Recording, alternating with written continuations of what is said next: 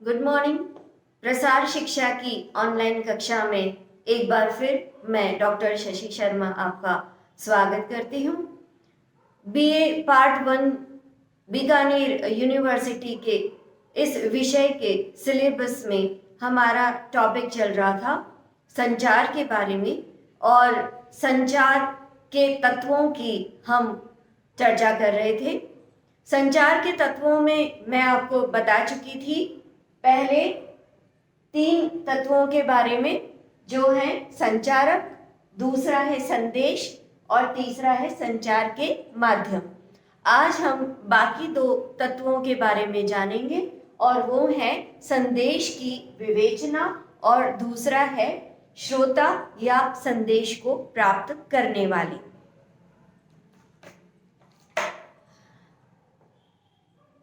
संचारक, वापस बता देती हूँ, वह व्यक्ति जो कि सूचना को दूसरे व्यक्ति तक पहुंचाने का कार्य करता है, अर्थात वह व्यक्ति जिसके पास में कोई सूचना या संदेश होता है। दूसरा अपने आप में संदेश या वो सूचना जिसे कि संचारक किसी दूसरे व्यक्ति तक पहुंचाना चाहता है, वह संदेश कहलाता है। तीसरा आता है कि इस संदेश को, ये जो संचारक है वह इस संदेश को किस माध्यम से श्रोता तक पहुंचा रहा है, वह माध्यम हमारा तीसरा तत्व है। और इसका चौथा तत्व है कि जो माध्यम उपयोग में लाए जा रहे हैं उन माध्यमों को किस प्रकार से उपयोग में लिया जाएगा और किस प्रकार से जो संदेश है वह श्रोता तक पहुंचाया जाएगा। इस चौथे तत्व की हम अभी विस्तार से चर्चा करते हैं। चौथा तत्व यानी संदेश की विवेचना यह कहता है कि जो भी संदेश देने जा रहे हैं हमें उसकी विस्तृत जानकारी प्राप्त कर लेनी है, किस माध्यम से या किन किन माध्यमों के प्रयोग से और किस प्रकार से उन माध्यमों का प्रयोग करना है। जैसे कि अगर लिखित रूप में यह संदेश पहुंचाना है तो हम क्या लिखेंगे। समझ में आ रही है आपको मेरी बात? कि अगर लिखित रूप में हम सूचना को दे रहे हैं या संदेश दे रहे हैं तो हम उसको किस प्रकार से लिखेंगे कि हमारा जो संदेश है वह श्रोता तक पहुंच जाए। उदाहरण के लिए अगर मैं यह बताती हूँ कि आयोडाइज्ड सॉल्ट या आयोडीन युक्त नमक प्रयोग में लेना चाहिए, तो इस बात को क्या मैं सिर्फ यही लाइन लिखूंगी या इसके साथ में मैं ये भी लिखूंगी कि आयोडीन युक्त नमक के क्या क्या फायदे हैं, इसको ना लेने के क्या नुकसान हैं, या इसके अलावा ये जो आयोडीन युक्त नमक है उसमें कितनी मात्रा में आयोडीन होना चाहिए, कितने समय तक उस नमक को रखा जा सकता है कि उसमें आयोडीन जो है वह नष्ट ना हो। इसके अलावा वो कौन कौन से ब्रांड हैं या वो कौन कौन से स्थान हैं जहाँ से वे आयोडीन युक्त नमक का प्रयोग कर सकते हैं, और इसके अलावा आयोडीन युक्त नमक लेना उनके लिए क्यों सबसे ज़्यादा जरूरी है। अगर यह पूरी जानकारी मैं उन लोगों को दूंगी तभी उनको पूरी बात समझ में आएगी कि उनको आयोडीन युक्त नमक लेना क्यों ज़रूरी है। अगर मैं सिर्फ कह दूं, चाहे लिखित रूप में ही कह दूं कि आयोडीन युक्त नमक सबको लेना है, तो मेरे ख्याल से सब तक यह संदेश पूरी तरह से नहीं पहुंच पाएगा। संदेश तो पहुंच जाएगा कि आयोडीन युक्त नमक लेना है, लेकिन जो संचार की पूरी प्रक्रिया है वह संपूर्ण नहीं हो पाएगी, क्योंकि संचार की प्रक्रिया में जो भी संदेश हम श्रोताओं तक पहुंचाते हैं उसके पीछे कोई ना कोई उद्देश्य होता है, और अगर उस उद्देश्य की प्राप्ति में जो संचार की प्रक्रिया है वह सफल नहीं हुई तो संचार की प्रक्रिया को संपूर्ण या सफल नहीं माना जाएगा। इसलिए यह संवाद तो दिया जा सकता है, यह संदेश तो दिया जा सकता है कि आयोडीन युक्त नमक का उपयोग करना चाहिए दैनिक जीवन में, भोजन में, परंतु इस बात को सुनकर या पढ़कर कितने लोग इसको फॉलो करेंगे यह कहना मुश्किल है, लेकिन यह ज़्यादा आसान हो जाएगा जब मैं उन्हें इसके नुकसान, ना लेने के नुकसान और लेने के फायदों के बारे में बता सकूंगी। उनको यह भी बता सकूंगी कि यह बहुत ज़्यादा महंगा भी नहीं है, क्योंकि ये सवाल जो श्रोताओं के दिमाग में आने संभव है कि हो सकता है कि इसकी कोई पर्सनल इंटरेस्ट होगा या इनकी खुद की कोई कंपनी होगी, इस कारण ये चाहते हैं कि ये अपने प्रोडक्ट की जो है वो पब्लिसिटी करने के लिए आए हैं। जब आप गांव के लोगों से मिलते हो तो कई तरह के आपको एक्सपीरियंस होते हैं, और क्योंकि हमने जब हम पढ़ते थे तो इस तरह के एक्सपीरियंस लिए हुए हैं, इसलिए मैं आपको अच्छी तरह से बता पा रही हूँ कि किस किस तरह की समस्याएं आती हैं, या किस किस तरह के उनके सवाल होते हैं, या किस किस तरह से वो आपकी बात को लेते हैं। तो उनको हर तरह से संतुष्ट किया जाना बहुत ज़्यादा जरूरी है, अगर उन तक संदेश को पहुंचाया जाना है, या उन तक अपनी बात पहुंचाई जानी है, या उनके जीवन में हमें परिवर्तन लाना है। तो ये जो मैंने आयोडीन सॉल्ट या आयोडीन युक्त नमक की जो बात की है, तो यह हमने हमारे कॉलेज टाइम में यह हमने एक प्रोग्राम किया था, न्यूट्रिशन एजुकेशन प्रोग्राम। और इसमें हमने जो कच्ची बस्ती में रहने वाले लोग हैं उनको यह बताया था कि किस तरह से उनको आयोडाइज्ड सॉल्ट लेना चाहिए और क्यों लेना चाहिए। तो इसमें हमें कई तरह के कार्यक्रम रखने पड़े। पहले घर घर जाके हमें लोगों से मिलना पड़ा, उनको एक नियत स्थान पर बुलाना। हमने नियत किया था कि आप इस स्थान पे आइए, इस दिन आपको हम आयोडाइज सॉल्ट के बारे में विस्तार से बताएंगे, किस तरह से आयोडीन युक्त नमक को टेस्ट किया जाता है प्रयोगशाला में, ये भी उनको दिखाएंगे। और कई हमने एक सभा का आयोजन किया था जहाँ पे इस संदेश को दिया जाना था, और उसमें लोगों को बुलाने के लिए हमने कई प्रकार के उनका मन लुभाने वाले कई काम किए थे। जैसे उस समय भी विंटर्स थी, तो हमने उनको कहा था कि उनको तिल के लड्डू बांटे जाएंगे, और इसके साथ ही नमक की एक थैली जो है वो उनको फ्री दी जाएगी। तो इस तरह से एक कोई भी संदेश अगर देना है तो वो किस प्रकार से दिया जाएगा, किस तरीके से श्रोताओं तक उसके लिए उसको पहुंचाया जाएगा, ये सारी की सारी बातें संचार की विवेचना या संदेश की विवेचना के अंतर्गत आते हैं। तो यहाँ जैसा कि मैंने कहा कि विषय वस्तु की प्रस्तुति किस प्रकार से करनी है, कि अगर रिटर्न में उनको देना है तो वो बहुत आकर्षक रूप में होना चाहिए कि वो उसको पढ़ने की उनकी इच्छा हो। इसके अलावा पूरी जानकारी उस विषय से संबंधित उस रिटर्न जो मटेरियल है उसमें होनी चाहिए, अगर आप सिर्फ रिटर्न या लिखित रूप में ही उस संदेश को पहुंचाना चाह रहे हैं तो। और अगर आप कोई सभा का आयोजन करने जा रहे हैं, किसी संदेश को देने के लिए किसी मीटिंग का आयोजन करने जा रहे हैं, तो उसके बारे में आपको पूरी विस्तृत जानकारी लिखित माध्यम से देनी होगी। तो ये चीज़ें बहुत ज़्यादा मैटर करती हैं किसी भी संचार की प्रणाली में या किसी भी संदेश के प्रवाहित होने में। इसके अलावा किस प्रकार से प्रवाहित होंगे, यह भी संदेश की विवेचना का हिस्सा है। जैसे कि मैंने आपको बताया कि हमने आयोडाइज सॉल्ट के बारे में एक न्यूट्रिशन एजुकेशन प्रोग्राम ऑर्गेनाइज किया था, जिसमें ये था कि हमने पहले ये डिसाइड किया कि टारगेट ग्रुप कौन सा है, और सबसे पहले जाके उन लोगों से घर घर हमने मुलाकात की थी, और हमने ये देखा था कि कितने परिवार ऐसे हैं जो पहले से आयोडीन युक्त नमक का प्रयोग कर रहे हैं, और कितने परिवार ऐसे हैं जो इसके बारे में अनभिज्ञ हैं। जब हमें लगा कि वाकई में वे लोग आयोडीन युक्त नमक का प्रयोग नहीं कर रहे हैं, तो हमें यह समझ में आ गया कि यही वह ग्रुप है जिन्हें हमें सूचना देनी है, क्योंकि ये उसका प्रयोग नहीं कर रहे हैं। अगर ऑलरेडी वो नमक का, आयोडीन युक्त नमक का प्रयोग कर रहे होते तो उनको यह सूचना देने का कोई लाभ नहीं था। इसलिए जब भी संदेश का चुनाव दिया जाता है तो सबसे पहले उस समूह के बारे में जानकारी ले लेनी बहुत आवश्यक है कि संदेश जो है वो उनकी जरूरत, उनके ज्ञान और उनके भाव के अनुरूप है या नहीं। और उसके बाद में फिर हमने जब ये प्रोग्राम का पूरा प्लान कर लिया, उसके बाद में हम उनके पास गए, उनको बताया कि इस दिन हम एक सभा रखेंगे, हमने स्थान का चयन किया, ये सारी की सारी प्रक्रिया आ जाती है, किस प्रकार से वह संदेश प्रसारित होगा।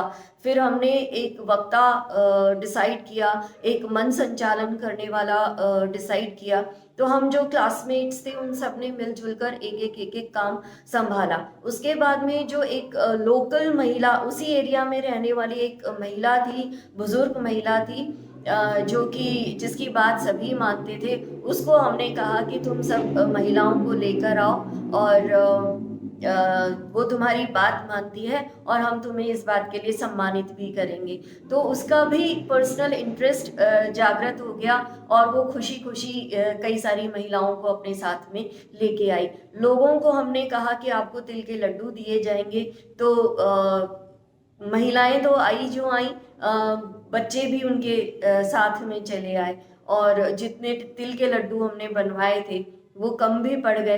तो ये सारी की सारी चीज़ें प्रोग्राम प्लानिंग के अंतर्गत आती है। आपको पहले से पूरा दिमाग में रख के चलना होता है कि जो काम आपने सोचा है या जिस तरह से सोचा है वह पूरा भली भांति हो रहा है या नहीं हो रहा है, उसमें कई कमियां भी नज़र आती हैं। वो हम प्रोग्राम प्लानिंग के बारे में पढ़ेंगे तो उसमें हम विस्तार से जानेंगे। लेकिन कुल मिला के कि किसी भी संदेश को अगर हमें देना है तो उसे किस प्रकार से प्रसारित किया जाएगा। अगर हमें जनसंपर्क का तरीका अपनाना है तो उसका जो एडवर्टीजमेंट या उसका जो विज्ञापन हमें तैयार करना है तो वो किस तरह से तैयार करना है, ये सारी की सारी बातें संदेश की विवेचना के अंतर्गत आ जाती है। मेरे ख्याल से आपको यहाँ तक क्लियर हो गया होगा। इसमें जो संदेशों का व्यवस्थापन किया जाता है उसमें कुछ बातें ध्यान में रखी जाती हैं कि संदेशों को बार बार दोहराना चाहिए, क्योंकि बार बार जब संदेशों को दोहराया जाता है और अलग अलग माध्यम से दोहराया जाता है तो लोगों पर उसका बहुत अधिक प्रभाव पड़ता है।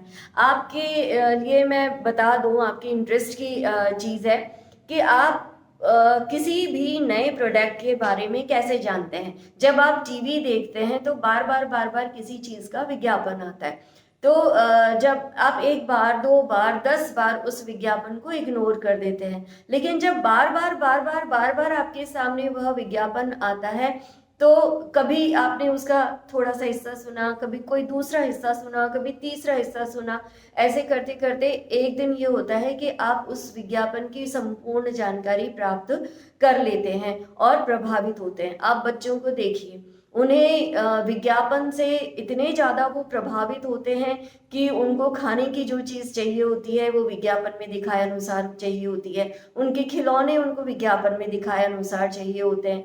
तो ये जो विज्ञापन है ये बहुत गहरे तरीके से हमारे मन मस्तिष्क पर प्रभाव डालते हैं और तब तक वो चलते रहते हैं जब तक कि उनका जो उद्देश्य है वह पूरा नहीं हो जाता।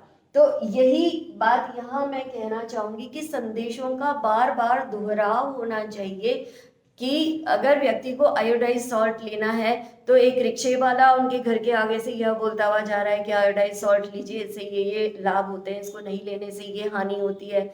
और टीवी पे वो देख रहे हैं, बाजार में वो जा रहे हैं तो पोस्टर्स उनको नज़र आ रहे हैं, हॉस्पिटल में अगर वो जा रहे हैं तो वहाँ पे उनको पोस्टर्स नज़र आ रहे हैं, टीवी देख रहे हैं तो टीवी में विज्ञापन आ रहा है।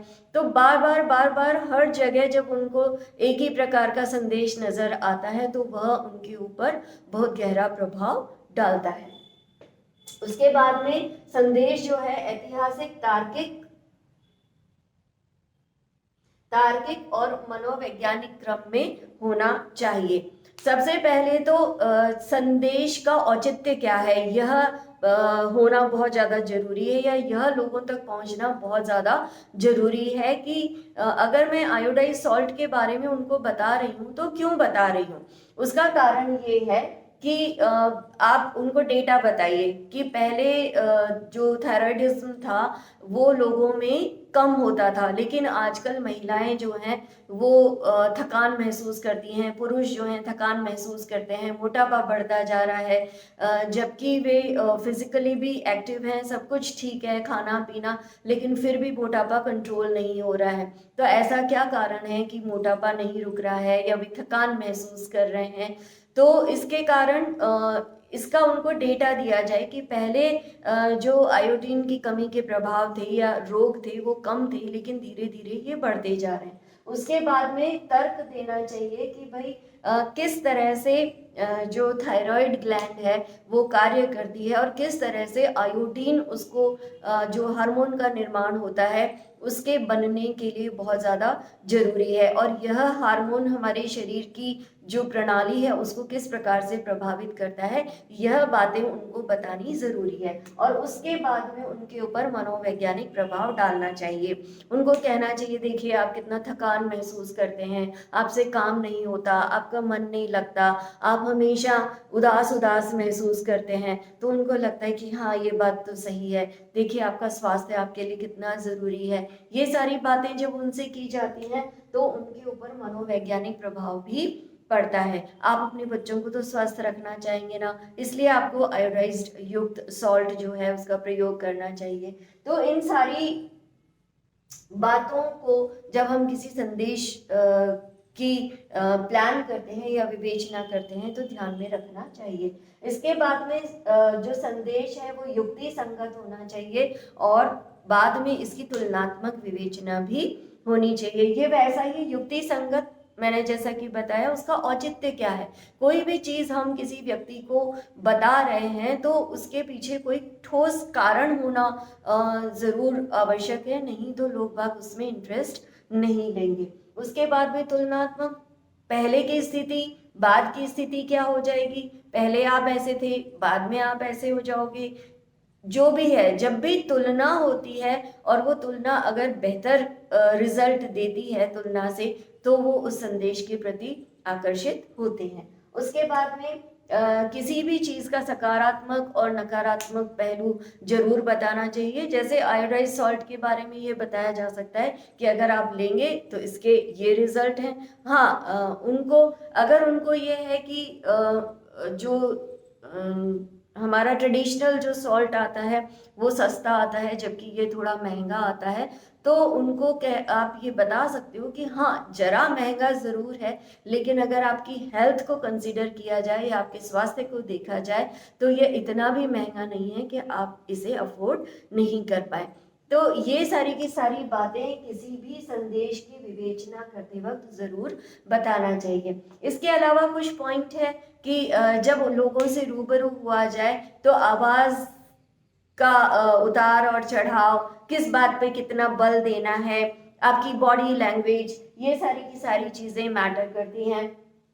आकर्षक प्रस्तुतिकरण, जैसे कि जितना भी आप आकर्षण पैदा कर सकते हैं अपने संदेश के प्रति या आपने जो सेटअप लगाया उसके प्रति।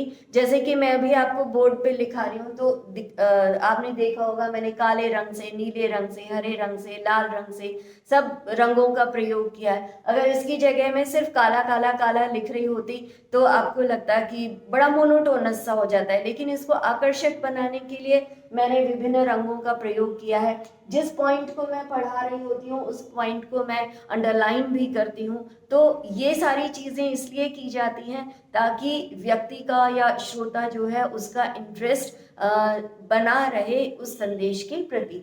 इसके अलावा जो संदेश है वो सीमित होना चाहिए, एक साथ बहुत सारी जानकारी भी नहीं दे देनी चाहिए, सीमित रूप में अपनी बात कहनी चाहिए। उसके बाद में आता है संदेश जो भी होना चाहिए वह अगर श्रोताओं के जरूरत, ज्ञान और उनके भावों के अनुसार होगा तो वह ज्यादा ही प्रभावशाली होगा, वो उसमें इंटरेस्ट लेंगे, अन्यथा नहीं। उसके अलावा विश्वसनीयता, जो संचारक है उसके प्रति लोगों को विश्वास होना बहुत ज़रूरी है कि ये जो भी व्यक्ति आया है ये हमारे भले की बात करने के लिए आया है। जैसे हम लोग आयोडीन के लिए गए थे, मैं आपको वो एग्जाम्पल इसलिए दे रही हूँ कि आप एक ही एग्जाम्पल से पूरी बात को समझ सकें। तो हम गए थे, तो हम वहाँ के लोगों को नहीं जानते थे, तो उनका हमारे ऊपर भरोसा नहीं था। वे हमें संदेह की निगाहों से देखते थे, पता नहीं क्यों आए, पता नहीं इनका क्या इंटरेस्ट है। लेकिन जब हमने उनके बीच की एक महिला को समझा दी हमारी बात, और जब वो हमारे साथ में जाती थी, तो धीरे धीरे उन लोगों का विश्वास हमारे ऊपर बनने लगा। तो ये सब बहुत धीरे धीरे चलने वाली प्रक्रिया है, स्टेप बाय स्टेप चलने वाली प्रक्रिया है। इसके साथ ही लोगों का मनोरंजन करना भी बहुत आवश्यक है। मैं आपको बता रही थी कि जब आयोडीन युक्त नमक का जब हमने प्रोग्राम रखा था, न्यूट्रिशन एजुकेशन प्रोग्राम, तो हमने वहाँ पे नाच गाने का प्रोग्राम भी रखा था, और उसमें हमने भी पार्टिसिपेट किया था।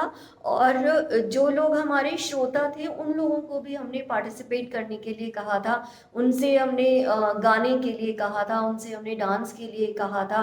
तो इस तरह से जब वो लोग गए तब तक, और खान पान की भी व्यवस्था हमने की थी, तो जब तक वो लोग गए तब तक वे हमारे साथ में बहुत अधिक घुल मिल चुके थे, और वे समझ गए थे कि हमारा जो उद्देश्य है वो उनके भले का ही है। लेकिन इन सब कारणों से उनका उस कार्यक्रम में इंटरेस्ट बना। अगर ये सारी चीज़ें नहीं होती तो लोगों को बुलाना और संदेश उन तक पहुंचाना यह वाकई मुश्किल काम है, क्योंकि जो लोगों की एक प्रवृत्ति होती है कि वे सालों से जो काम करते आए हैं, वे एक कंफर्ट जोन में जी रहे होते हैं। तो सालों से जो वो प्रैक्टिस करते आए हैं उसमें बदलाव लाना उनके लिए बहुत जल्दी संभव नहीं होता है, इसलिए उन्हें हमेशा मोटिवेट करने की आवश्यकता होती है। इसके बाद में हमारा जो आखिरी तत्व है वह है श्रोता या संदेश प्राप्तकर्ता, जिनके बारे में मैंने अभी आपको बताया। इसमें श्रोता के ऊपर बहुत ज़्यादा निर्भर करता है संचार की प्रक्रिया का सफल होना या असफल होना, क्योंकि यही वो व्यक्ति है जिसके लिए यह पूरी प्रक्रिया अपनाई गई है। संदेश देने वाले के पास में सूचना है, लेकिन अगर लेने वाला इंटरेस्टेड नहीं है तो संदेश जो संचारक है उसके पास में चाहे कितनी भी अच्छी सूचना हो, कितनी भी उपयोगी सूचना हो, यदि श्रोता की रुचि उसमें नहीं है तो यह सूचना किसी भी काम की नहीं है। इसलिए श्रोताओं के ऊपर बहुत अधिक निर्भर करता है कि जो संचार की प्रक्रिया है वह सफल होगी या नहीं। तो श्रोताओं के कुछ गुण हैं जो मैंने यहाँ लिख दिए हैं, एक एक करके मैं आपको समझाती हूँ। इसमें पहला है कि श्रोताओं की सक्रिय सहभागिता होनी बहुत ज़रूरी है। अगर वे सक्रिय रूप से सहभागी नहीं है, केवल फिजिकली प्रेजेंट हैं, बेमन से आ गए हैं, तो आपने अगर उनको संदेश दे भी दिया तो वे आपकी बात को नहीं सुनेंगे। उसके बाद में आता है फायदे का संदेश। कोई भी व्यक्ति आपकी बात को तभी सुनेगा जब उसको उसमें अपना फायदा नजर आएगा। अगर आप उन्हें पहले उनके फायदे के बारे में बता देंगे तो ज़्यादा बेहतर होगा, क्योंकि उनको खुद का जब लाभ नजर आएगा उस सूचना में, तभी वो उस सूचना को ग्रहण करने के प्रति उत्सुक होंगे या इच्छुक होंगे। उसके बाद में आता है शैक्षणिक स्तर। यह बहुत ज़्यादा ज़रूरी है कि जिन लोगों को सूचना दी जा रही है उनका शैक्षणिक स्तर क्या है, क्योंकि अगर जो लोग पढ़ना लिखना नहीं जानते हैं, अगर उनको लिखित सामग्री के द्वारा आपने कोई सूचना देनी चाहिए तो वो उस बात को नहीं समझ पाएंगे। तो इसके लिए ज़रूरी है कि इसके अलावा जो शिक्षित लोग हैं उनको अब आप थोड़ी सी टेक्निकल या तकनीकी जानकारी भी दे देंगे तो उनको परेशानी नहीं होगी उन्हें समझने की। लेकिन जो लोग टेक्निकल नहीं है या बहुत अधिक पढ़े लिखे नहीं हैं, उनको बिल्कुल सरल तरीके से आपको किसी सूचना के बारे में बताना होगा। फिर उसके बाद में आता है ध्यान व एकाग्रता।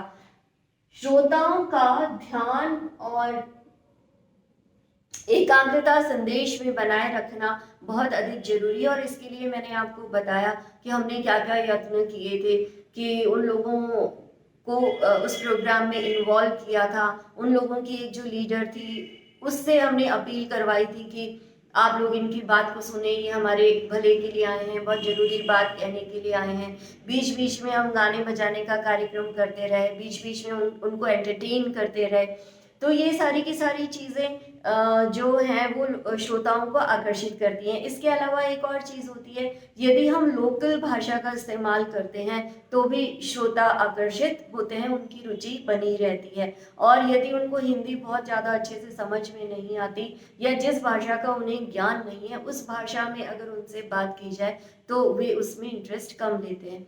आप अगर सीधे उनसे उनकी लोकल भाषा, जो बोलचाल की भाषा है, उसका प्रयोग करते हैं तो उनको एकदम से आप अपनापन सा लगता है और वो आपसे तुरंत जुड़ जाते हैं और उतने ही ध्यान और एकाग्रता से वो आपका संदेश सुन पाते हैं। उसके बाद में आता है संदेश को समझने की योग्यता। जैसा कि पहले भी बता चुकी हूँ मैं यहाँ कि लोगों का जो शैक्षणिक स्तर है वो उस संदेश को समझने की योग्यता निर्धारित करता है। इसके अलावा कई बार लिखित रूप में अगर संदेश पहुंचा दिया जाता है तो लिखित रूप में जो बात कही गई है उसके कई अर्थ निकाल लेते हैं लोग बाग। तो उस संदेश के पीछे क्या मनोभाव है, क्या बात एक्चुअली उन तक पहुंचाई जानी है, यह योग्यता श्रोताओं में, यानी उस संदेश को समझने की योग्यता लोगों में होनी बहुत ज़्यादा जरूरी है। अगर वे लिखित संदेश के पीछे छिपी हुई जो उद्देश्य है उसको नहीं अगर वो पहचान पाते हैं तो यह जो संदेश है वह उन तक नहीं पहुंच पाता है।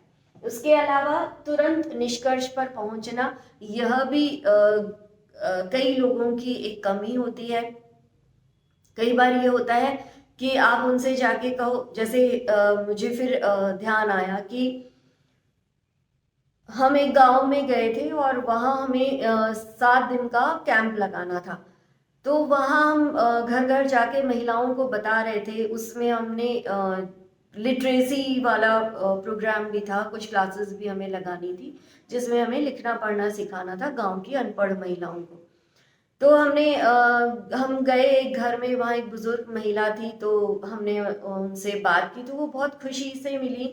उन्होंने हमें बहुत स्वागत सत्कार भी किया, छाछ भी पिलाई, ये सब किया। उसके बाद में हम उनसे इधर उधर की बात करते रहे, फिर हम मुद्दे पर आए कि हम इसलिए आए हैं। तो उन्होंने तुरंत नकार दिया कि नहीं, मुझे पढ़ाई लिखाई नहीं करनी है, मेरी जीवन तो निकल चुका है और अब मुझे इसकी ज़रूरत नहीं है, ये बच्चे खेल रहे हैं, आप जितने बच्चे चाहे ले जाओ। तो एक झटके में उन्होंने हमारा जो प्रस्ताव था उसको खारिज कर दिया। तो ये लोग जो हैं वो तुरंत किसी निष्कर्ष पर पहुंच जाते हैं, अच्छा पढ़ना लिखना नहीं, वो मेरे लिए ज़रूरी नहीं है, तो I am not at all interested. तो वहीं पे उन्होंने पूरी बात खत्म कर दी। उसके बाद में उनको समझाना करना किसी काम में नहीं आया। तो ये एक बहुत बड़ा बैरियर है किसी संदेश को या संचार की किसी संदेश को श्रोता तक पहुंचाने में या संचार की प्रक्रिया को पूरा करने में, कि अगर पहले से ही उनका माइंड सेट है, पहले से ही वे किसी निष्कर्ष पे पहुंचे हुए हैं, तो उनकी उस बात को बदलना काफ़ी मुश्किल हो जाता है। तो मेरे ख्याल से आपको समझ में आ गए होंगे संचार के तत्व, मैंने आपको बहुत विस्तार से समझा दिए हैं। और अब अगले वीडियो में हम नया टॉपिक शुरू करेंगे इस यूनिट का। तब तक के लिए धन्यवाद, नमस्ते।